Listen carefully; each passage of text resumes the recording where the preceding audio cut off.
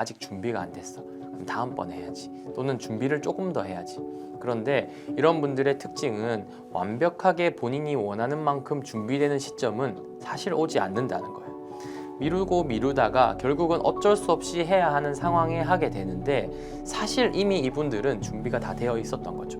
그리고 이 의사결정 자체를 계속 미루다가 보니까 어떻게 보면은 좋은 선택을 할 확률도 줄어들겠죠. 선택을 많이 하고 이걸로부터 많이 내가 배우고 개선을 해야 다음번에 더 좋은 선택을 하게 될 것인데 이러한 그 선택을 할 횟수나 시도 자체가 적기 때문에 좋은 선택을 할 확률도 떨어지게 되는 것입니다. 미루는 사람들의 특징 중에 한 가지가 완벽하게 단 한 번의 일을 성공하고 싶어하는 마음이 큰 완벽주의자들의 경우가 많아요. 그러다 보니까 완벽하게 한 번에 뭔가 성공하려고 하면 그만큼 준비가 엄청 필요하겠죠. 이거는 플랜 A, 플랜 B, 플랜 C 막 따지면서 여러 가지 생각이 너무 많은 겁니다. 그렇기 때문에 이거는 이래서 안 될 것 같고 저거는 저래서 걸리고 이렇게 하면 이렇게 안 될 것 같고 여러 가지 생각들이 많기 때문에 오히려 미루게 되는 거죠. 아직 준비가 안 됐어. 그럼 다음번에 해야지. 또는 준비를 조금 더 해야지. 그런데 이런 분들의 특징은 완벽하게 본인이 원하는 만큼 준비되는 시점은 사실 오지 않는다는 거예요. 미루고 미루다가 결국은 어쩔 수 없이 해야 하는 상황에 하게 되는데 사실 이미 이분들은 준비가 다 되어 있었던 거죠. 그러니까 여러분들이 만약에 내가 어떤 계속 뭔가를 미루거나 회피하는 경우들이 있다면 내가 너무 완벽하게 단 한 번에 하려고 하는 것은 아닌가를 살펴볼 필요가 있고요. 또 한 가지는 본인이 준비가 되지 않았다는 생각 때문에 너무 불안하거나 두려움에 압도되어서 회피하는 경우들이 있습니다. 그래서 이런 경우에도 뭔가 그냥 미루는 거죠.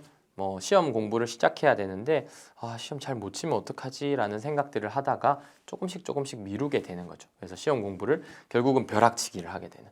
사실 2주 전부터 미리 준비를 했으면 오히려 괜찮을 수 있는데 이 불안감 때문에 미루고 딴 생각을 하다가 또는 시험 직전에 벼락치기를 하게 되는 경우 뭐 이런 경우들도 어떻게 보면은 이 뭔가 더 잘하려고 하다가 또는 이런 불안감 때문에 계속 미루게 되는 경우라고 볼 수 있습니다. 이 게으른 완벽주의자라고 이제 많은 분들이 알고 계신데 이런 분들의 특성은 첫 번째는 선택을 일단 잘 못합니다. 선택을 잘 못하는 이유가 생각이 너무 많죠. 그래서 하나의 결정을 할 때 너무 많은 것들을 알아보세요. 이건 이러면 어떡하지? 이건 저러면 어떡하지? 혹시 이러면 어떡하지? 뭐 이런 생각들이 너무 머릿속에 많기 때문에 뭔가 최적의 선택을 하는 것이 어려울 수 있다는 겁니다. A라는 것을 선택하게 되면 B가 왠지 조금 아쉽고 B라는 것을 선택하게 되면 A라는 것이 조금 아쉬워서 오히려 이 선택을 계속 미루게 되는 것이죠. 사실은 빨리 선택을 하고 아닌 경우에 다음 것으로 넘어가는 것이 합리적인 건데 이 게으른 완벽주의자들은 이 선택 자체를 계속 미루게 되는 거예요. 완벽한 선택을 하기 위해서. 그리고 이 의사결정 자체를 계속 미루다가 보니까 어떻게 보면은 좋은 선택을 할 확률도 줄어들겠죠. 선택을 많이 하고 이걸로부터 많이 내가 배우고 개선을 해야 다음번에 더 좋은 선택을 하게 될 것인데 이러한 그 선택을 할 횟수나 시도 자체가 적기 때문에 좋은 선택을 할 확률도 떨어지게 되는 것입니다. 그리고 두 번째는 이 완벽주의, 그러니까 한 번에 더 잘하려는 완벽주의로 인해서 뭔가 선택을 계속 미루게 되는데 결국 그 마음에는 불안과 두려움이 있거든요. 그래서 이 불안과 두려움 때문에 회피를 많이 하게 되는 거죠. 그래서 남들이 보기에는 이걸 이제 지연 행동이라고 하는데 이 지연 행동들 때문에 주변에서는 게으른 완벽주의자에 대해서 게으르다고 얘기를 많이 하세요. 본인 스스로도 뭔가 일을 하지 않고 있기 때문에 게으르다고 생각을 하거든요. 근데 사실은 이건 게으른 게 아니죠. 왜냐하면 머릿속은 늘 돌아가고 있어요. 쉬는 것이 아니라 A는 어떻지? B는 어떻지? 준비는 이렇게 해야지 라고 계속 머릿속은 돌고 있지만 본격적으로 시작을 안 할 뿐인 거거든요. 그러니까 쉬는 것도 아니고 일을 하는 것도 아니고 그냥 어정쩡한 상태, 불편한 상태로 계속 지속이 되게 되어서 막상 일을 시작하면 빨리 지치는 경우들이 많아요. 왜냐하면 이미 많은 시뮬레이션을 통해서 내가 이미 에너지를 고갈한 상태이기 때문에요. 그래서 게으른 완벽주의자들은 이렇게 불안 때문에 회피하는 성향이 크고 이러한 성향들 때문에 좀 체력이 약하다고 여기는 경우가 많습니다. 그래서 내가 늘 머릿속으로 에너지 시뮬레이션을 돌리고 준비를 하다 보니 빨리 지치는 경우들이 많다라는 겁니다. 세 번째는 이 게으른 완벽주의자도 좋은 점이 있어요. 좋은 점은 뭐냐면 이분들은 생각을 너무 많이 하고 자료조사도 많이 하고 철저하게 준비를 하기 때문에 일단 억지로 외부적인 요인에 의해서 시작만 하게 되면 어느 정도는 합니다. 이분들이 대부분 본인 스스로가 알고 있어요. 그래서 더 잘하기 위해서 준비를 더 많이 하게 되는 건데 주변에서 보면 그냥 시키면 잘 하는데 넌 의지가 없어서 안 하는 거구나 라고 오해를 하세요. 근데 그게 아니라 불안과 두려움 때문에 시작을 못 하는 거거든요. 그래서 이런 경우에는 시작만 어떻게 보면 빠르게 해주면 어느 정도 성과를 낼 수 있는 상태, 그러니까 이미 준비가 다 된 상태이기 때문에 시작만 해주시면 좋은 결과, 나쁘지 않은 결과들을 낼 수 있다는 점이 이 게으른 완벽주의자의 특성이라고 볼 수 있습니다. 게으른 완벽주의자들은 목표가 높죠. 목표가 매우 높기 때문에 시작을 못하는 거. 그러니까 완벽하게 한 번에 가기 위해서 노력을 한단 말인 거죠. 예를 들면 뜀틀 뛰기를 하는데 처음부터 10단을 뛰고 싶은 마음이 있는 거예요. 그래서 막 체력을 막 기릅니다. 그리고 막 시뮬레이션을 돌려요. 근데 잘 안 될 것 같은데, 또는 구름판까지 갔다가 포기하거나 다음번에 뛰어야지 뭐 이렇게 미루게 된다는 거죠. 그러면 이분이 뜀틀 10층 높이를 뛰려면 어떻게 해야 됩니까? 당연히 1층부터 차근차근 해 나가다 보면 근력도 생기고 균형감도 생기고 자신감도 생기게 되는 것이죠. 그것과 비슷합니다. 그러니까 여러분들이 게으른 완벽주의자라고 생각하고 만약에 내가 너무 높은 기준을 단번에 달성하려고 만약에 한다면 그 첫 번째 기준을 낮게 구체적으로 쪼개서 작은 것부터 시작하는 것이 필요합니다. 근데 제가 이렇게 말씀드리면 조금 오해를 하시는 분들이 있어요. 어떻게 오해하시냐면 그러면 이 10층 높이를 뛰지 말라는 겁니까? 라고 생각을 하거나 그럼 나 포기하라는 거예요? 이렇게 받아들여요. 근데 그게 아니라 최종적인 꿈은 그대로 두세요. 최종적인 꿈은 그대로 두시고 목표만 그냥 1단계부터 설정을 해보는 거예요. 여러분들이 그 딜레이 하는 시간, 회피하는 시간, 그럼 미루는 시간 동안 그냥 그 단계에서 1단계부터 10단계까지 그냥 설정을 해 두시는 거예요. 그러면 한 단계 한 단계 넘으면서 여러분들의 성취감이나 자신감도 계속 성장을 할 거고 어느 순간 여러분들이 10층을 한 번에 뛰려고 생각하는 준비하는 시간보다 더 빨리 달성할 수도 있을 거예요. 그렇기 때문에 여러분들의 기준들을 낮춰보는 그런 활동들, 그런 것들이 매우 중요하다고 볼 수 있습니다. 그러다 보면은 어떻게 보면은 작은 실패도 경험해봐야 되는 거거든요. 큰 실패를 하게 되면 뭔가 내가 데미지를 입어서 뭐 회복이 안 될 것 같아서 두려운 마음이 큰 거예요.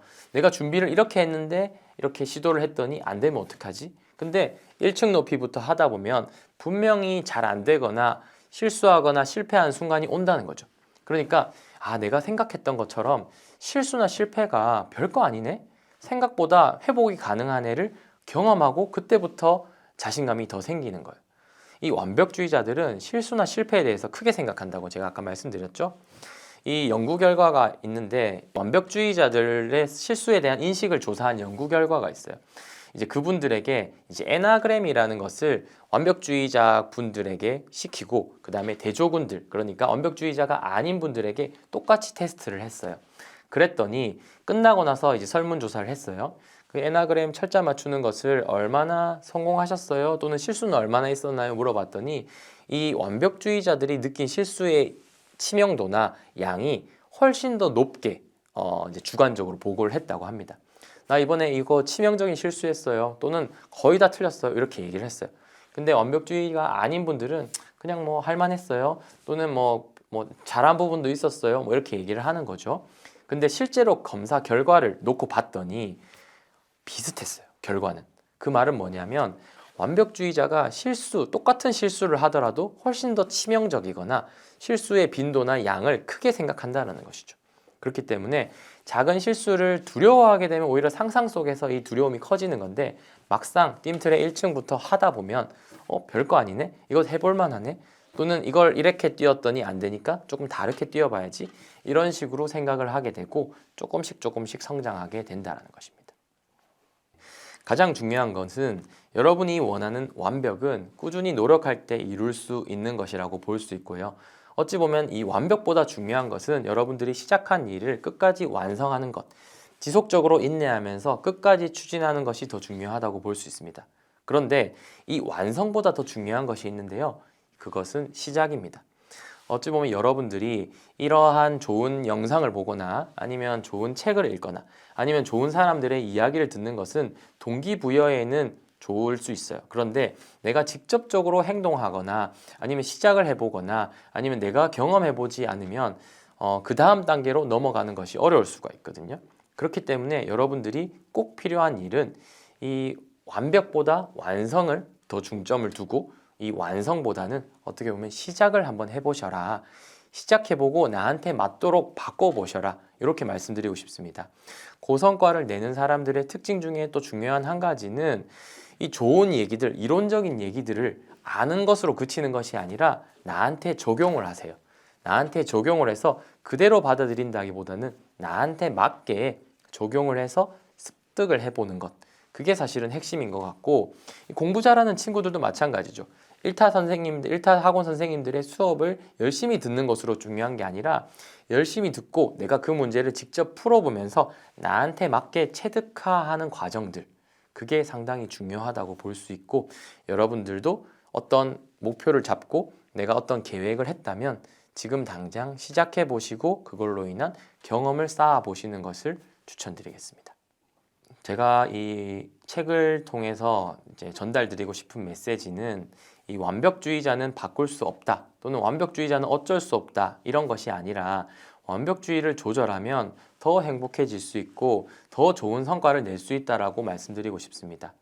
완벽주의를 가지고 있다는 것은 본인의 장점이라고 볼 수 있거든요. 남들이 가지지 않은 나만의 재능이라고 볼 수 있어요. 근데 이 재능을 어떻게 활용하느냐에 따라서 인생이 상당히 달라질 수 있다는 거죠. 그러니까 이 완벽주의를 잘 조절하면 누구나 좋은 성과를 낼 수 있고 잘 행복하실 수 있다라는 메시지를 전달드리고 싶고, 단순히 완벽주의 힘내세요 토닥토닥 이런 의미가 아니라 그래서 어떻게 하우투에 대한 구체적인 하우투에 대한 내용들을 조금 알려드리려고 노력했던 것 같습니다. 그래서 이 책에는 워크북도 있는데요. 이 책의 워크북을 작성하다 보면 여러분들의 완벽주의를 실제로 바꿔보는 훈련들을 제가 늘 강조드리는 시작하거나 행동에서 느끼는 점들을 조금 볼 수 있을 건데 꼭 그 워크북을 활용하셔서 한번 본인의 완벽주의를 한번 조절해보는 경험을 하셨으면 좋겠습니다.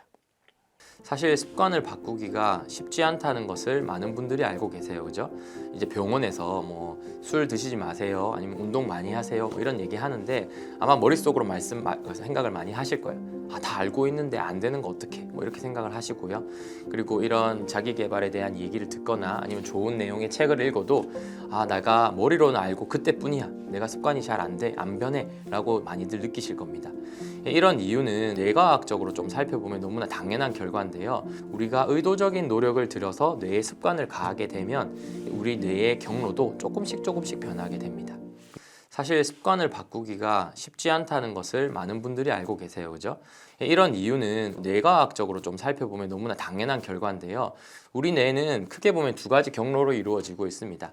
이제 다이렉트 패스웨이라는 것이 있는데 이제 본능적이고 이런 감정적인 직관적인 뇌를 의미하는 거고요. 이제 반대로 인다이렉트 패스웨이라고 해서 좀 간접적으로 작용을 하는 뇌인데 이성적인 부분을 담당하게 됩니다. 아무래도 습관적인 뇌의 습관적인 경로는 이제 다이렉트 패스웨이와 좀 관련이 있겠죠.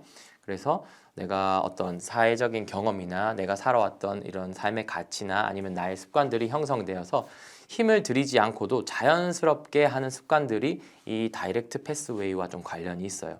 그런데 우리가 어떤 습관을 바꾸려고 하면 이제 의도적인 노력들이 들어가야 되거든요. 뭐 예를 들면 내가 아침에 일찍 6시에 일어나서 운동을 하겠어 라고 생각을 하고 나는 원래 그 시간에 자는 시간인데 내가 일어나서 운동을 하겠어 라고 생각을 하게 되면 이것은 우리가 이성적인 뇌가 관련을 하겠죠.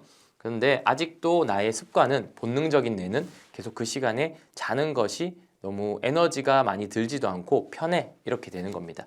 그러면 이걸 습관을 바꾸려면 의도적인 노력이 계속 들어가야 되거든요. 그래서 처음에는 억지로 일어나서 운동을 하는 한 달 동안의 기간이 필요하고 근데 그 한 달 동안의 기간 동안 우리 뇌가 약간은 변하게 된다는 거죠. 이거를 이제 뇌의 가소성이라고 하는데 우리가 의도적인 노력을 들여서 뇌에 습관을 가하게 되면 우리 뇌의 경로도 조금씩 변하게 됩니다. 근데 이제 연구에 따르면 사람에 따라 습관이 변하는 시간이 조금 다른데 이게 평균적으로 한 66일은 걸린다고 하거든요. 그러니까 여러분께서 어떤 습관을 바꾸려고 하면 적어도 66일 이상은 꾸준하게 의도적인 노력을 들여야 된다는 거죠. 그런데 그럼 66일 동안 그렇게 힘들게 살아야 되는 거야? 이렇게 말씀을 하실 수 있지만 중요한 건 뭐냐면 첫 일주일보다는 그 다음 일주일이 훨씬 더 쉽고요. 첫 2주보다는 그 다음 2주가 훨씬 더 쉽다는 거예요. 그러니까 내가 어떤 장애물을 넘어서 한 66일 대충 한 2달 정도, 2달 이상 정도의 기간을 끌고 나갈 수 있다면 이제는 내가 의도하지 않아도 또는 힘을 많이 들이지 않아도 원래의 습관으로 다시 돌아가기 어려울 수도 있다는 의미거든요. 그래서 건강하지 않은 습관을 건강한 습관으로 만드는 데까지만 조금 노력을 하시고 그 다음에 유지하는 데에는 처음 노력보다는 훨씬 더 적은 에너지가 들 테니까 처음만 조금 고생을 하셔서 습관을 바꾸는 데에 집중해 보도록 하실 것을 추천드립니다. 그래서 제가 말씀드린 이 습관을 바꾼다에 포함되는 영역 중에 하나가 이제 생각의 습관을 바꾸는 것도 있거든요. 근데 우리 생각의 습관이라는 것은 역시 대부분의 외부적인 자극이 왔을 때 내가 어떻게 반응을 하냐, 내가 어떻게 판단을 하고 인식하고 이걸로 인해서 어떤 감정을 일으키고 내가 어떤 패턴으로 생활을 하냐, 이것이 결정되는 거예요. 근데 만약에 우리가 아무리 이성적인 사람도 어떤 특정 상황에서 내가 화나는 순간이 있을 거고 내가 불안한 순간이 있을 거고 내가 그 상황을 어떻게 인식하느냐에 따라서 이런 부정적인 감정들이 자주 발생하기도 하고 스트레스에 취약하다고도 표현하기도 하거든요. 그런데 아까 말씀드린 것처럼 의도적인 노력을 계속 가해서 왜곡된 생각들을 계속 균형 있는 사고, 그러니까 합리적 사고로 바꾸려고 노력을 하다 보면 어떤 특정 상황들이 다시 또 왔을 때 내가 힘을 들이지 않고도 부정적인 감정들을 발생시키는 것보다 어떤 그 합리적인 생각으로 긍정적인 감정들, 그러니까 스트레스를 조금 덜 받게 되는 거고, 쉽게 말해서 흔히들 멘탈이 강하다라는 얘기들을 하는 게 외부적인 스트레스 요인들을 내가 어떻게 받아들이냐의 관건인데, 이 받아들이는 것이 합리적으로 받아들이게 되고 스트레스를 안 받는 것이 아니라 적당히 받게 돼서 멘탈이 강해지는 거고, 그러다 보면은 여러분들이 원하는 고성과나 어떤 행복과도 직접적인 관련이 있다고 생각하시면 되겠습니다. 이 성장을 방해하는 왜곡된 생각이라고 하는데요. 이 생각의 습관은 여러 가지가 있습니다. 그 중에 이런 것들이 있어요. 제왕화의 사고라는 건데요. 제왕화의 사고는 무조건적으로 이 현실적인 고려 없이 부정적이고 최악의 상황들을 고려하는 것을 의미합니다. 그냥 발표를 앞두고 있을 때 그냥 잘 안 될 것 같아. 또는 어떤 일이 발생했을 때 어떤 프로젝트를 시작함에 있어서 또 이번 프로젝트는 또 잘 안 될 것 같은데, 또는 이번 평가도 난 별로일 것 같은데, 이런 식으로 합리적인 고려 없이 긍정적인 것을 제외하고 부정적인 쪽으로만 생각하는 것을 의미하고요. 이게 꼬리에 꼬리를 물어서 계속 점프해서 최악의 상황까지 걱정을 하고 생각하는 경우들이 있어요. 이제 이런 습관을 가지신 분들 중에 이 최양화의 사고, 파국적인 생각들을 조금 합리적으로 교정하는 과정들을 통하면 이분들의 피드백은 생각보다 나쁘지 않네, 내가 생각했던 것보다는 좋은 결과들이 있네, 이런 자신감을 얻을 수가 있고요. 무조건적으로 부정적인 생각들을 하다 보면은 불안이나 긴장이나 최악의 경우에는 우울감까지 발생하는 경우들도 있습니다. 그리고 또 흑백 논리의 오류가 있는데요. 흑백 논리의 오류란 무조건적으로 세상을 이분법적으로 바라보는 것을 의미합니다. 외부적인 상황에서 성공과 실패 또는 1등과 꼴등 이런 식으로 이분법적으로 생각하시는 거죠. 그래서 어떤 극단적인 완벽주의자들 경우에는 수업을 늦을 것 같으면 아예 지각보다는 결석을 하는 것이 낫다, 이렇게 받아들이는 분도 있고요. 완전히 제대로 잘할 것 같지 않으면 시작 안 하는 게 나아, 이렇게 생각하시는 분들도 많습니다. 그래서 이런 어떤 이 극단적으로 이분법적으로 생각을 하다 보면 본인이 바라는 성공이나 아니면 원하는 과정 결과에 도달하지 못하면은 너무 극도의 두려움을 가지게 되고 시작을 미루게 되는 경우들도 많은데, 이렇게 바라볼 것이 아니라 어떤 일직선상에 두고 우리가 이 원하는 결과까지 어떻게 진행되느냐, 또는 3분법적으로 또는 4분법적으로 2분법적인 것이 아니라 여러 가지 측면에서 이런 사고의 습관들을 바꿔보는 것들이 필요하고요. 그리고 세 번째는 이 과대평가의 오류, 과소평가의 오류도 있는데요. 아까 말씀드린 것처럼 본인의 단점에 대해서 되게 확대 해석하고 그리고 잘한 것에 대해서 좀 축소하는 경향들이 자존감을 낮추게 되는 생각의 습관일 수도 있습니다. 본인이 했던 어떤 결과에 대해서 만족하거나 인정하지 않고 잘 못했던 부분에 대해서만 계속적으로 생각하는 이러한 생각의 습관이 자신감을 작게 만들고 또는 이 성과를 위해서 전진하는 것을 방해하게 만든다는 거죠. 네 번째로는 이 당위진술의 오류라는 것이 있는데요. 당위진술의 오류라는 것은 어떤 본인 스스로에 대한 기준에 대해서 압박감을 되게 느끼게 만들어야 되는 거예요. 그러니까 나는 이 정도까지는 해야 돼. 뭐뭐 해야 돼. 내가 뭔가를 하려면 이러이러한 해야 돼. 라는 고정적인 기준을 놓고 본인 스스로를 압박하는 경우들이 있죠. 내가 마이크를 잡으려면 MC 유재석 씨처럼은 해야 돼. 또는 내가 수학 공부를 하려면 우리 학교 전교 1등처럼 내가 해야 돼. 또는 내가 했던 프로젝트를 이끌려면 우리 팀장님처럼은 해야 돼. 뭐 이런 어떤 주관적이거나 높은 기준으로 본인 스스로를 압박을 하는 어떤 이런 습관들이 어떻게 보면은 본인 스스로에 대한 부정적인 감정들을 키울 수 있는 왜곡된 생각의 습관이라고 말할 수 있습니다. 이러한 생각의 습관들이 상당히 여러 가지가 있는데 이러한 습관들이 있다고 해서 여러분들이 뭔가 이상하거나 이성적인 사람이 아니라는 것이 아니고요. 저도 그렇고 많은 분들이 모든 분들이 이런 여러 가지 한 가지 또는 두 가지 이상의 왜곡된 생각들을 가질 수가 있거든요. 그러니까 우리가 해야 될 일은 뭐냐면 우리가 가지고 있는 생각의 습관, 좋지 않은 생각의 습관들을 파악하고 이렇게 긍정적인 쪽으로 우리가 성과를 잘 내고 행복한 쪽으로 생각의 습관을 건강하고 균형적인 쪽으로 바꿔 나가다 보면 훨씬 더 나은 결과들을 얻을 수 있다는 것입니다. 자신의 생각의 습관을 파악해보는 가장 좋은 손쉬운 방법은 본인의 습관을 적어보는 거예요. 생각의 습관에 대해서 이 인지행동 치료를 라이팅 세라피라고도 하거든요. 왜냐하면 사람들은 생각이 되게 수만 가지가 수시간에 수초에 되게 빠르게 지나가거든요. 제가 지금 이 카메라 앞에 있는 순간에 여러 가지 생각들을 하게 되는데 제가 제 생각들을 모두 다 캐치하지 못해요. 그렇기 때문에 여러분들이 어떻게 보면 파악해보고 싶은 어떤 상황이 있다면 그 상황에 대한 내 생각을 이렇게 한번 쭉 적어보세요. 그리고 그때 이 생각으로 인한 어떤 감정들이 발생했는지 이제 ABC라고 하는데 이 단계에 맞춰서 생각을 적어보다 보면 내 생각의 패턴들에 대해서 조금 이해하실 수 있을 겁니다. 그래서 감정의 일기를 매일 적어보거나 내가 있었던 어떤 오늘 하루에 있었던 일 중에서 나는 이러이러한 팩트에 기반해서 나는 이렇게 감정을 느꼈고 내가 감정을 느낀 이유는 나는 이러이러한 생각을 했기 때문인 것 같아 라는 식으로 조금 적어보셔도 내가 그냥 생각을 떠오를 때보다 훨씬 더 객관적으로 조금 떨어져서 볼 수 있습니다. 이 생각을 바꾸는 방법이라고 하면 이 인지행동치료, 정신의학에서 얘기하는 인지행동치료를 조금 가지고 와야 되는데요.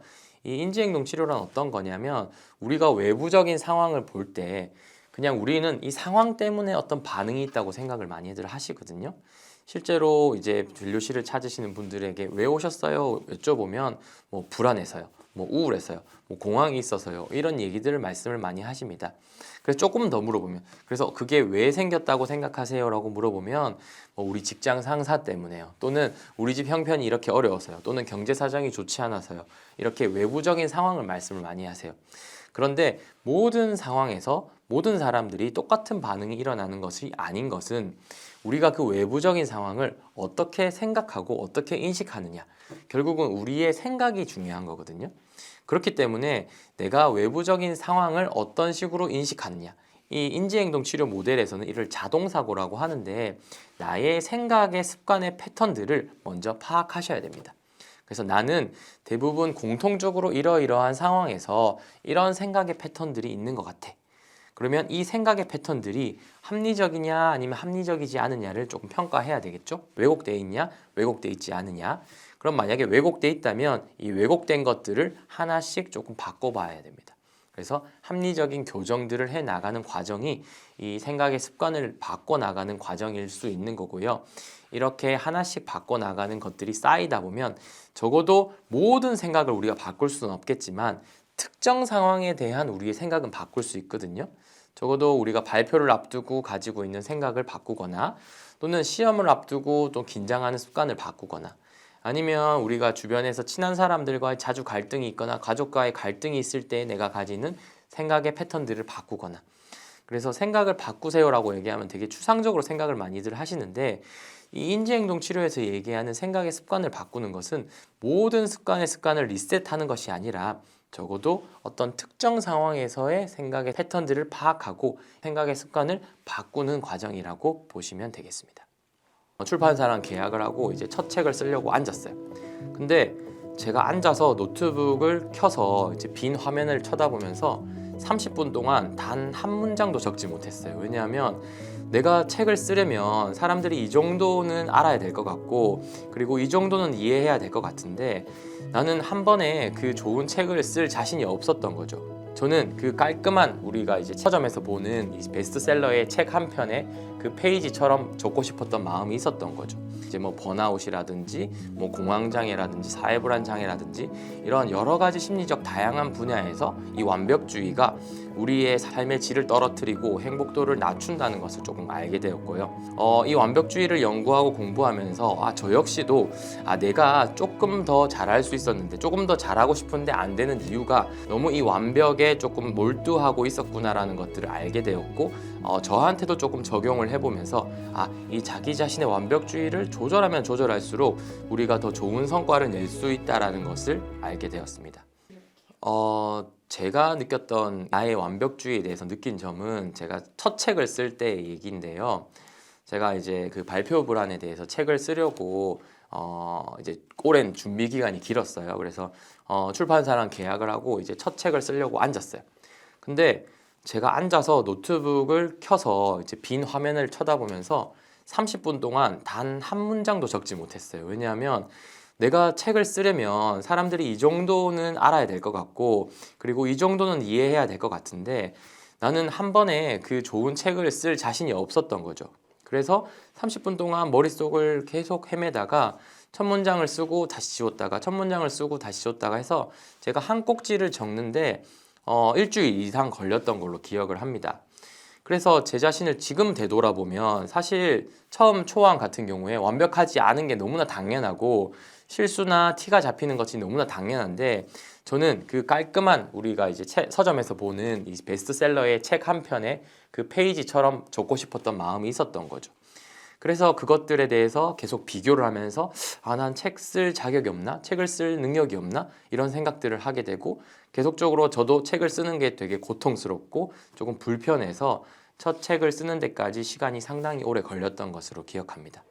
어찌 보면 저의 완벽주의가 이 책을 쓰는 데 있어서 장애물이 되었던 것이고, 지금 돌이켜보면 어떤 그 완벽한 결과보다는 완성에 내가 초점을 둬야 되고, 이 완성보다는 어떻게 보면 시작점에 초점을 둬야 됐었는데, 저는 단 한 번의 완벽한 책을, 물론 완벽하지도 않겠지만 이 완벽한 책을 쓰기 위해서 오히려 어떤 이 시작점을 계속 미루고 있었던 것 같습니다. 일단 제가 많은 고성과를 내는 분들을 만나면서 느낀 점은 이분들이 상당히 계획적이고 조금 철저히 자기 관리를 잘 하는 편이라는 것을 느꼈고요. 그리고 그분들이 이제 어떤 기준들을, 목표를 높게 설정하는 것도 맞는데, 이 목표 설정에서 한 번에 도달하지 않는다고 해서 좌절하거나 어떤 실망을 하는 것이 아니라 계속적으로 끊임없이 조금씩 비껴가면서 최종 목표를 향해서 꾸준히 달려간다는 것을 봤습니다. 그렇기 때문에 이런 분들 중에서는 이제 건강한 완벽주의자들이 좀 많았는데요. 이 완벽주의라는 것이 일반적인 사람들이 일을 잘한다, 또는 이 완벽주의 때문에 힘들다, 이런 얘기들을 말씀을 많이 하시는데, 실제로 이 완벽주의가 성과에 미치는 영향이 이제 절반은 맞고 절반은 틀린 얘기인 거죠. 그러니까 건강한 완벽주의가 높은 분들이 고성과를 잘 내고 자기 삶에도 만족도가 높으신 편인 거고, 이 건강하지 않은 완벽주의가 많으신 분들이 오히려 어떤 심리적 어려움을 겪거나 오히려 성과를 내지 못하는 분들이 많은 것을 제가 현장에서 목격하고, 이런 분들을 좀 도와주기 위해서 여러 가지 연구와 진료를 하고 있습니다.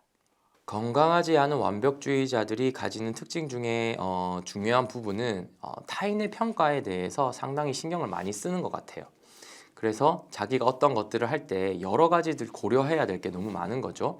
그래서 본인 스스로의 활동이나 일에 몰두해야 되는데, 내가 남 눈치를 보거나 이 성과에 대해서 남들이 어떻게 생각할지, 이게 이제 사회 부가적인 완벽주의라고도 하는데 주변 사람들의 기대를 만족시켜야 해. 그리고 나는 어떻게 보여야 해.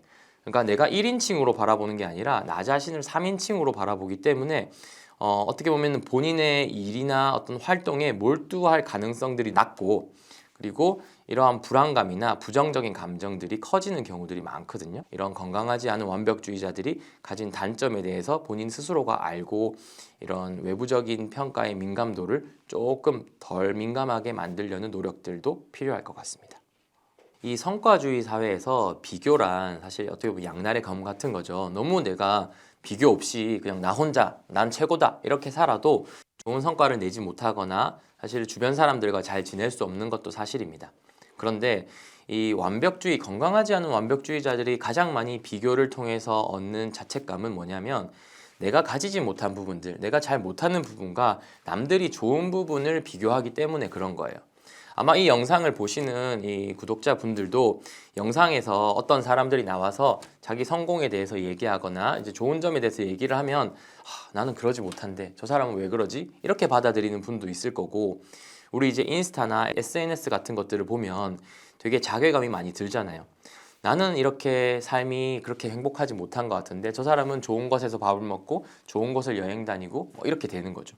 그러니까 이 비교를 할 때도 어떻게 보면 약간 객관적으로, 그러니까 균형 있게 해야 되는데 전체적으로 비교하는 것이 아니라 본인이 가지지 않은 부분과 남들이 가진 부분을 비교하게 되면 한없이 작아지는 거예요. 저희가 무대공포증 때문에 이 연예인 친구들이나 아니면 연습생 친구들과 얘기를 많이 해봐도 이 세계에서 어떤 비교를 하기 시작하면 끝도 없거든요. 그러니까는 내가 가진 부분, 예를 들면 나는 어쩌면 춤이 조금 약해, 아니면 나는 이런 춤선이 조금 좋지 않은 것 같아. 자기가 가진 단점들, 표정이 자연스럽지 못한 것 같아. 이런 단점들을 가지고 저 친구는 이런 게 좋고 저 친구는 이렇게 좋고 이렇게 한없이 비교하다 보면 나는 어떻게 보면 자신감이 계속 위축되면서 자존감이 떨어지거나 자괴감이 계속 든다는 거죠. 그러니까 여러분들이 만약에 내가 비교를 하는 습관이 있고 이 비교 때문에 나를 자책하는 습관이 있다면 본인이 가진 안 좋은 부분만 볼 것이 아니라 장점과 단점을 균형 있게 바라보고 저 친구의 장점과 단점을 균형 있게 비교하시라는 말씀을 드리고 싶습니다. 일단 건강한 완벽주의자가 되려면, 그러니까 건강한 완벽주의를 우리 마음 안에서 좀 늘려나가려면 우리가 원하는 결과보다는 과정에 몰두해야 됩니다. 그게 무슨 말이냐면 우리 대부분은 성과 지향적인 현대 사회에 살고 있기 때문에 이제 결과나 아니면 목표를 달성했는지에 따라서 이제 일희일비하기도 하죠.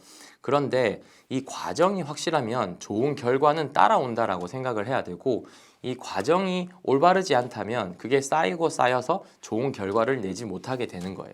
그렇기 때문에 건강한 완벽주의자들은 높은 목표를 가지고 있는 건 똑같지만 단번에 이 목표를 달성하려고 하진 않고 우리가 이 과정이 충실하고 과정이 몰두하고 그 다음에 이 과정에 즐기는 사람들이 이 건강한 완벽주의의 이 포션이 높다고 볼 수가 있는 거죠.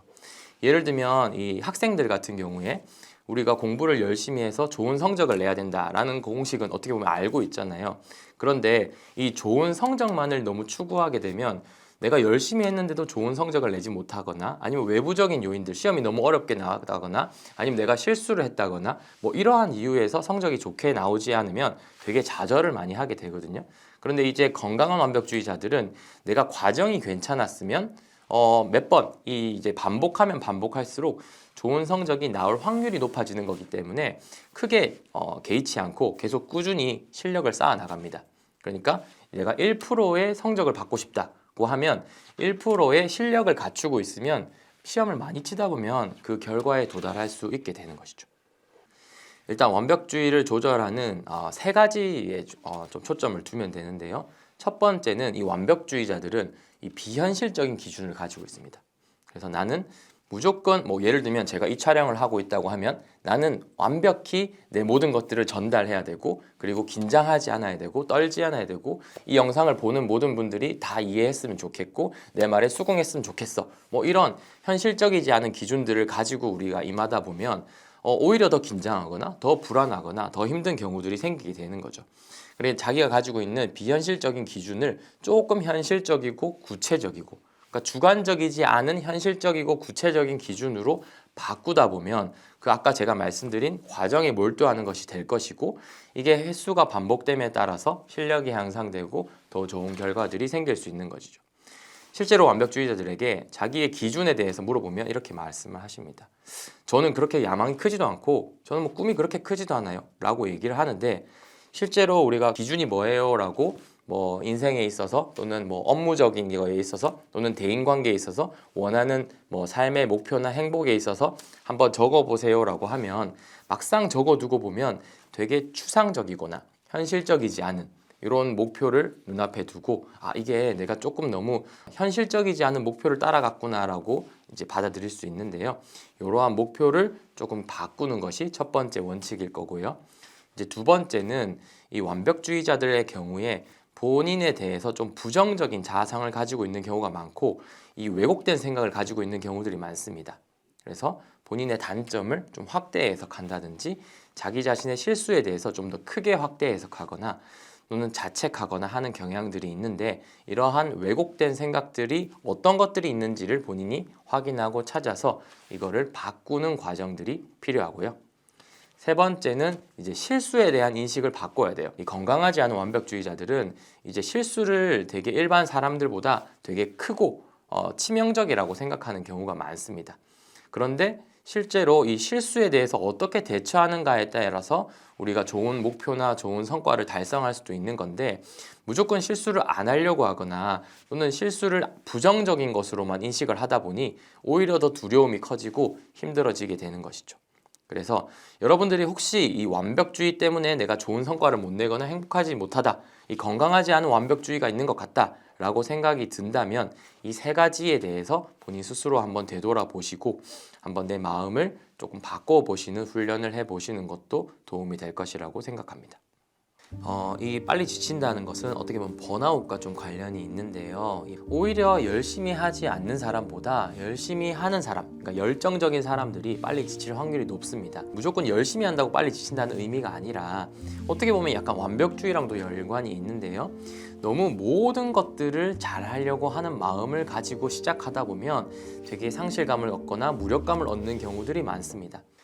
이 빨리 지친다는 것은 어떻게 보면 번아웃과 좀 관련이 있는데요. 이 번아웃이라는 것이 연구 결과들을 리뷰해 보면 개인적 요소 중에 오히려 열심히 하지 않는 사람보다 열심히 하는 사람, 그러니까 열정적인 사람들이 빨리 지칠 확률이 높습니다. 왜냐하면 이 열정적인 사람들이 무조건 열심히 한다고 빨리 지친다는 의미가 아니라 어떻게 보면 약간 완벽주의랑도 연관이 있는데요. 너무 모든 것들을 잘 하려고 하는 마음을 가지고 시작하다 보면 되게 상실감을 얻거나 무력감을 얻는 경우들이 많습니다.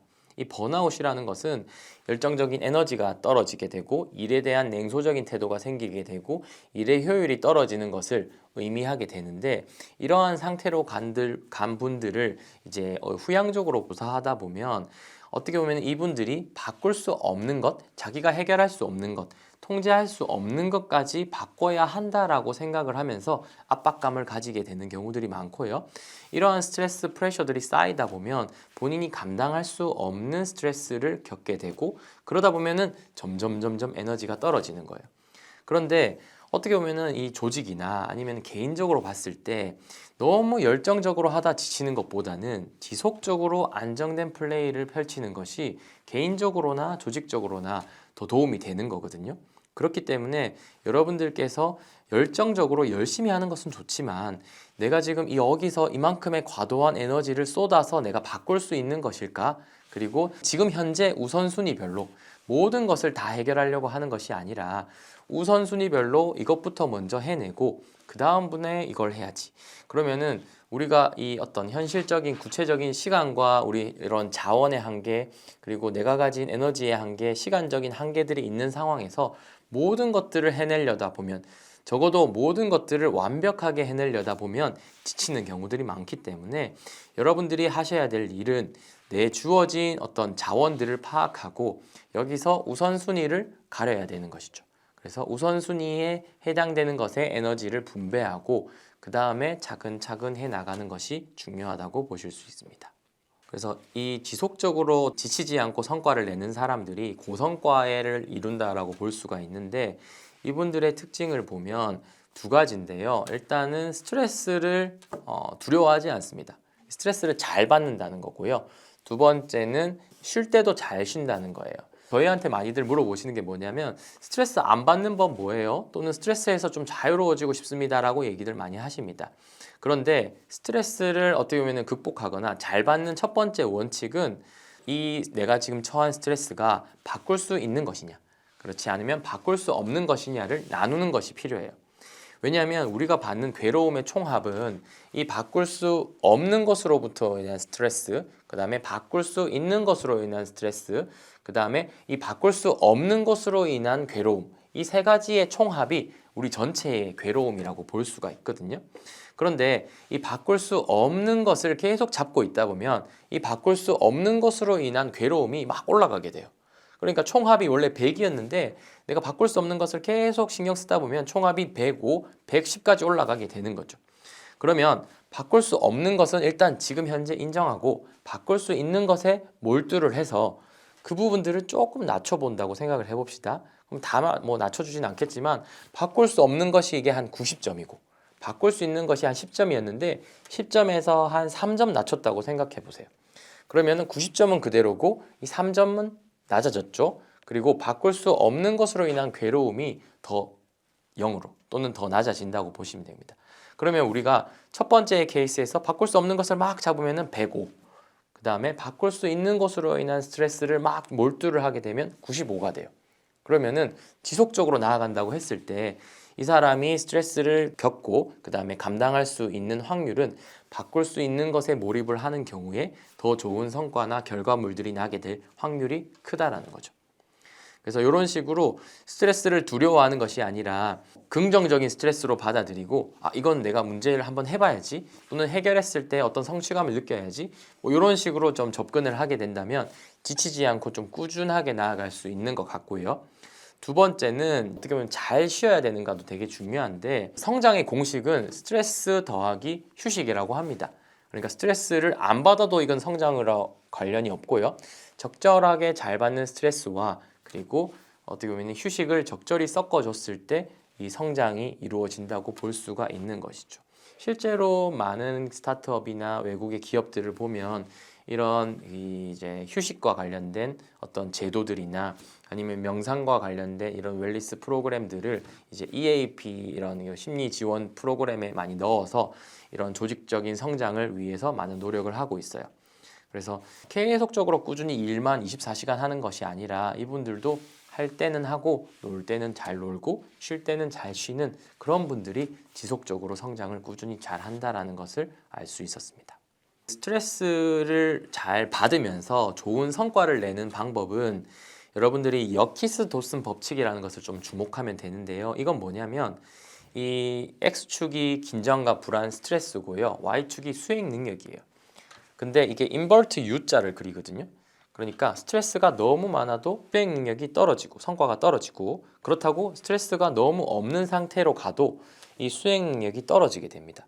그러니까 여러분들이 좋은 성과, 최적의 성과를 원한다고 하시면은 여러분들이 스트레스를 받을 수 있는 최적점을 찾으셔야 합니다.